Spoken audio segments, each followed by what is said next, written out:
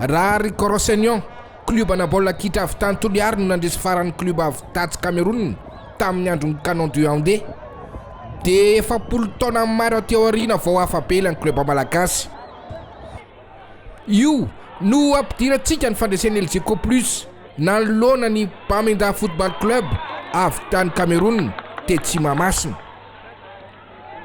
Marina fa efa nisaraka ady salaraisiray ny roatoto tany Cameroun nandritry ny lalao mandroso tamin'ity fiadina ny amboaran'ny Confédération africaine amin'ny baolina kitra ny taona 2024 sy 2024 ity. Ny alahady 12 septambra indray ny fanao fotoana teto Mamasina. Vao nanomboka ny lalao dia efa ny famalina ny fanaviany hita ho samy vonona ny rototo.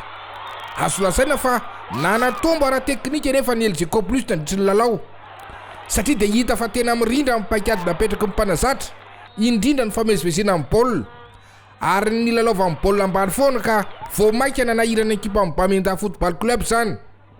Any ka saika ny onona tamin'ny valim-panafiana fotsiny ihany ny zareo Camerounais.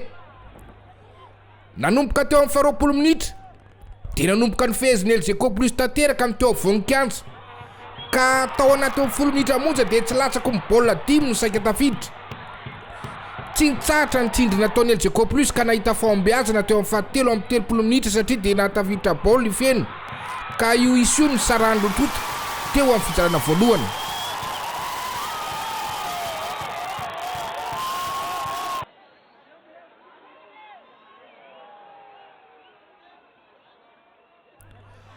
Vao nanomboka ny fizarana faharoa dia tapa-kevitra ny hanafika avy hatrany ny Bamenda Football Club ary ny 10 minitra voalohan'ny lalaovana dia saika tany amin'ny tany LGK Plus foana ny lalaovana.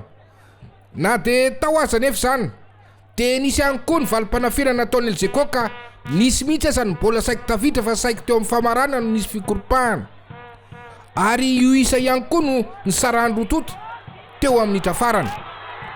Tafiakatra amin'ny dingana faharoa ny LGK Plus ka raha ny fantatra dia ny Marumo Galan FC avy atsy Afrika Atsimo indray no ifandona aminy ny 7 na 9 oktobra ho avy zao.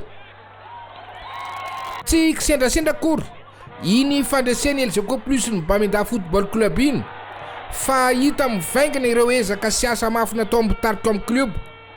Fa ny indro kely dia ny tokony hanamafisina ny tanjany tsirairay satria dia hita ho reraka amin'ny mpilalao tsirairay ny 20 minitra farany lalaovana iny.